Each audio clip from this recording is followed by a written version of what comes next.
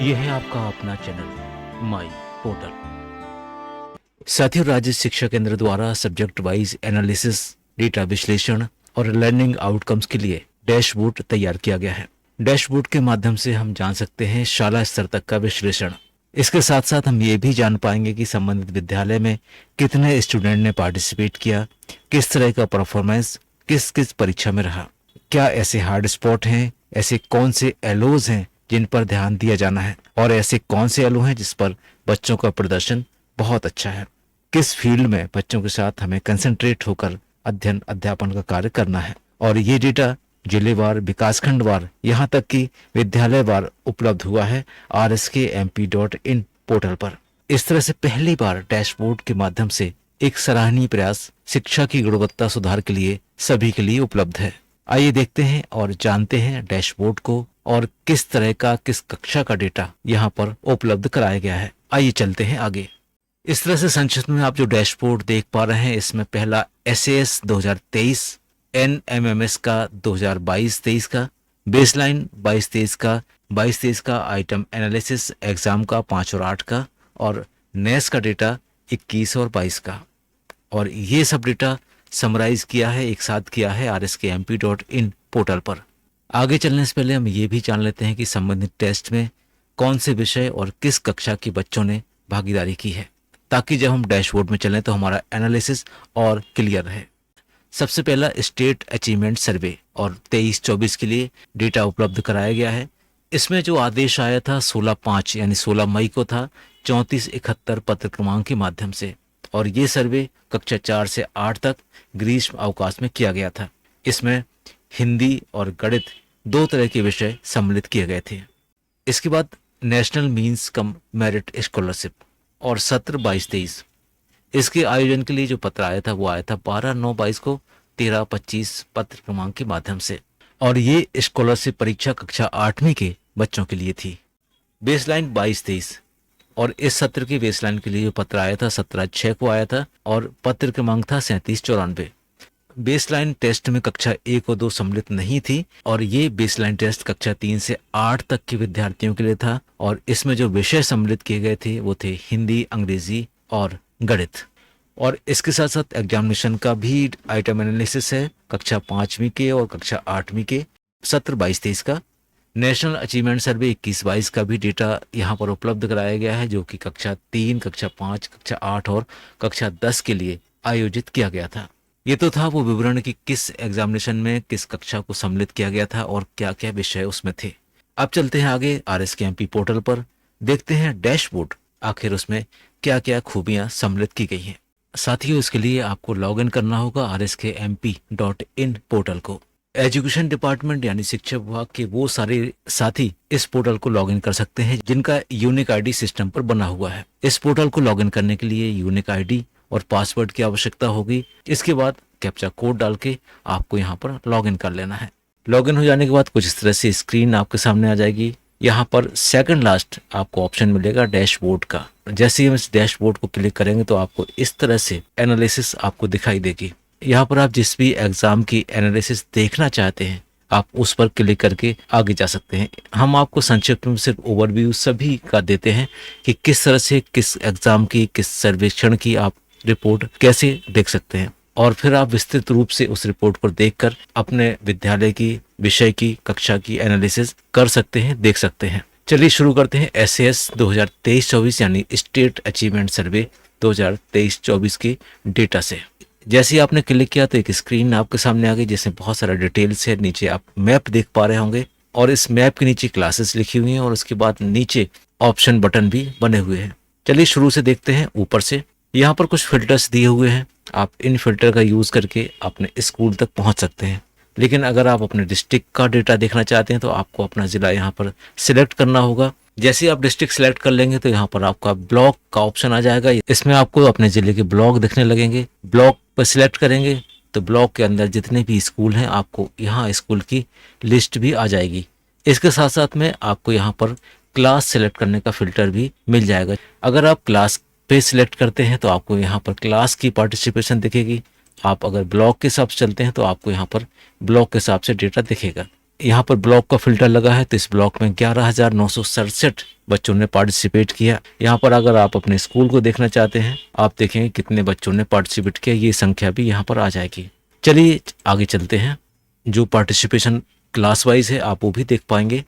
यहाँ पर कक्षा 4 का डेटा दिखाई देगा, कक्षा 5 का, कक्षा 6 का, 7 का और 8 का, इस तरह से डेटा आपको यहाँ पर दिखाई दे रहा है। अब चलते हैं की फाइंडिंग्स की ओर। की फाइंडिंग्स क्या है ये भी हम देख लेते हैं। और यहाँ पर ओवरव्यू की फाइंडिंग का दिया हुआ है सभी क्लासों का, सभी सब्जेक्ट का। उदाहरण के स्वरूप ग्रेड लेवल इंडिकेटर्स, और यहाँ पर जो देख पा रहे हैं पहली लाइन में कि 79% छात्रों ने अपेक्षित ग्रेड स्तर कौशल हासिल किया है, यानी 79% छात्रों ने जो भी अपेक्षित ग्रेड स्तर था उसको प्राप्त किया है। और इसी प्रकार से 61% छात्र बेहतर प्रदर्शन, अच्छा प्रदर्शन कर रहे हैं, और जो मूल्यांकन किया गया है वो सभी ग्रेड का किया गया है। और जो प्रोफिशिएंसी समरी है उसकी भी हम बात कर लेते हैं।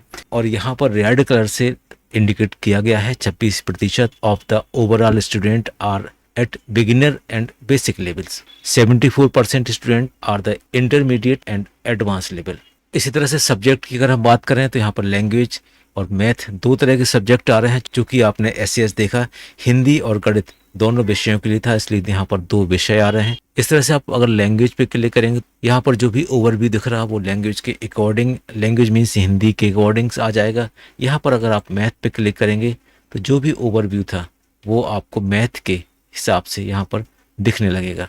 अब इसको हम क्लास वाइज, सब्जेक्ट वाइज भी देख सकते हैं। मान लीजिए क्लास 4th का आप मैथ देखना चाहते हैं तो ये उसके अकॉर्डिंग यहाँ पर डेटा आ जाएगा। क्लास 5th करेंगे तो यहाँ पर डेटा क्लास 5th के अकॉर्डिंग आ जाएगा। तो ये तो था की फाइंडिंग्स पोर्शन। आप इसमें अलग अलग तरह से, अलग अलग प्रकार से एनालिसिस कर सकते हैं। अगला है ग्रेड कॉम्पिटेंसीज, इसको भी देख लेते हैं। यहाँ पर आपको overall student achieving grade level दिखाई देंगे। यहाँ पर भी ऊपर सभी तरह के फिल्टर्स अवेलेबल हैं। आप जिस भी तरह का फिल्टर यूज करेंगे डेटा उसके अकॉर्डिंग्स आपको यहाँ पर दिखने लगेगा। जो आपको ग्रीन कलर से दिख रहा है वो ग्रेड लेवल के अंदर है, जो आपको व्हाइट कलर में दिखाई दे रहा है वो बिलो ग्रेड लेवल का है। प्रोफिशिएंसी लेवल, इसको भी एक बार देख लेते हैं। यहाँ पर इसको और एडवांस तरीके से प्रस्तुत किया गया है, including all grade and all subject के हिसाब से। लैंग्वेज यानी हिंदी विषय अगर बात करें तो एडवांस में 30%, इस तरह से 4 भागों में बच्चों को बांटा गया है। और इसके बाद आपको कक्षावार और विषयवार ग्राफ देखने को मिलेगा। आप इस पर जाकर अपनी एनालिसिस कर सकते हैं। जो कलर्स दिए हैं उसके हिसाब से नीचे डेफिनेशन भी दी है, आप इसको चाहें तो पढ़ सकते हैं। इसके साथ साथ प्रोफिशिएंसी क्या है इसके बारे में और आपको विस्तृत जानकारी चाहते हैं तो यहाँ पर एक ऑप्शन दिया गया है, आप यहाँ पर क्लिक करके प्रोफिशिएंसी के बारे में और विस्तृत जान सकते हैं। एक बार देख भी लेते हैं। क्लिक करेंगे तो आपको कुछ इस तरह से हैंडबुक आपके सामने आ जाएगी, आप इसका भी अध्ययन कर सकते हैं। इसके बाद देखते हैं कॉम्पिटिटिव एनालिसिस के बारे में, चलते हैं। और यहाँ पर आपको मिलेगा student at grade level wise subject for each location. अंत में एक इम्पोर्टेंट फीचर यहाँ पर दिया हुआ है, कॉम्पिटेंसी एनालिसिस, सबके लिए बहुत उपयोगी, बहुत ही महत्वपूर्ण। यहाँ पर आपको एवरेज स्कोर देखने को मिलेगा। फिल्टर्स हैं उसका भी आप उपयोग यहाँ पर कर सकते हैं। अब आप यहाँ पर फिल्टर का यूज करके अपने जिले को, अपने विकास खंड को, अपने स्कूल को फिल्टर कर सकते हैं। इस तरह से जिस भी आप स्कूल को सिलेक्ट करेंगे उसके अकॉर्डिंग ये डेटा यहाँ पर चेंज होता जाएगा। उन बिंदुओं को आपको चिन्हित करके, कठिन अवधारणाएं अगर हैं तो उसको, और अगर ऐसे पॉइंट जो बच्चों को समझ नहीं आ रहे हैं यहाँ से आप देख के उनको विशेष रूप से अध्ययन करा के अपने विद्यालय के लेवल को ठीक कर सकते हैं। तो इस तरह से आपने देखा ये सारे पॉइंट्स क्लास वाइज हैं और उसके अंदर और डिटेल्स में कॉम्पिटेंसी लेवल्स आपको मिलेंगे। इनके आधार पर अपने विद्यालय की कार्य योजना तैयार करके बच्चों का परफॉर्मेंस बेहतर कर सकते हैं और अच्छा कर सकते हैं।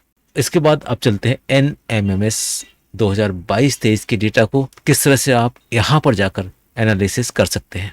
क्लिक कर लेते हैं। कुछ इस तरह का पेज आपके सामने आ जाएगा। आपको डेटा एनालिसिस करने की सुविधा यहाँ पर दी हुई है। आगे चलते हैं नेक्स्ट पेज पे। आप इसमें भी डिस्ट्रिक्ट और ब्लॉक पे जाके फिल्टर का यूज कर सकते हैं। यहाँ पर आपको कैटेगरी वाइज पार्टिसिपेशन दिखेगा, यहाँ पर जेंडर वाइज आप देख सकते हैं और यहाँ पर मैप के माध्यम से आप ये देख पाएंगे कि किस डिस्ट्रिक्ट में कितना पार्टिसिपेशन हुआ है। अगली स्लाइड में मीडियम वाइज की है, जेंडर वाइज भी आप फिगर यहाँ पर देख पा रहे होंगे। यहाँ पर डिस्ट्रिक्ट वाइज परसेंटेज दी हुई है।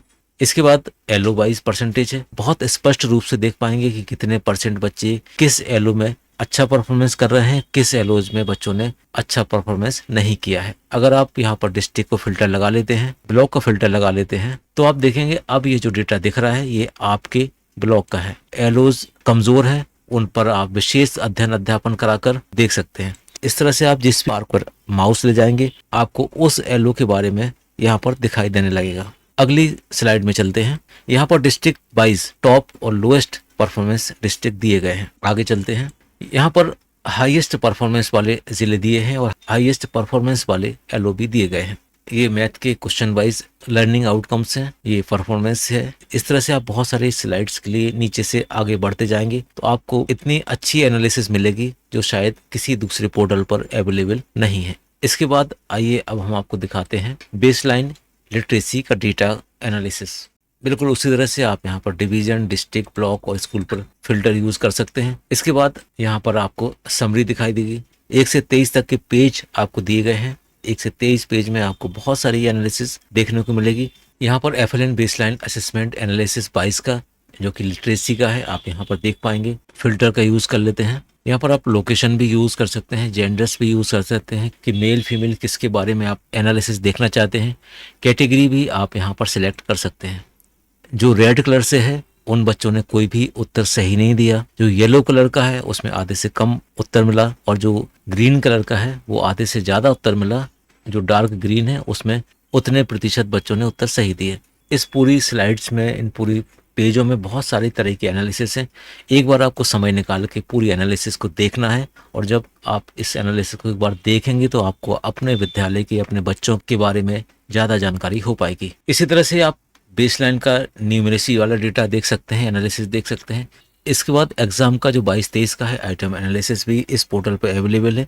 एक बार सिंपल छोटी सी झलक देखते हैं। इसके बाद आप विस्तृत रूप से एक एक ऑप्शन में जाएंगे तो आप इसका सही उपयोग कर पाएंगे।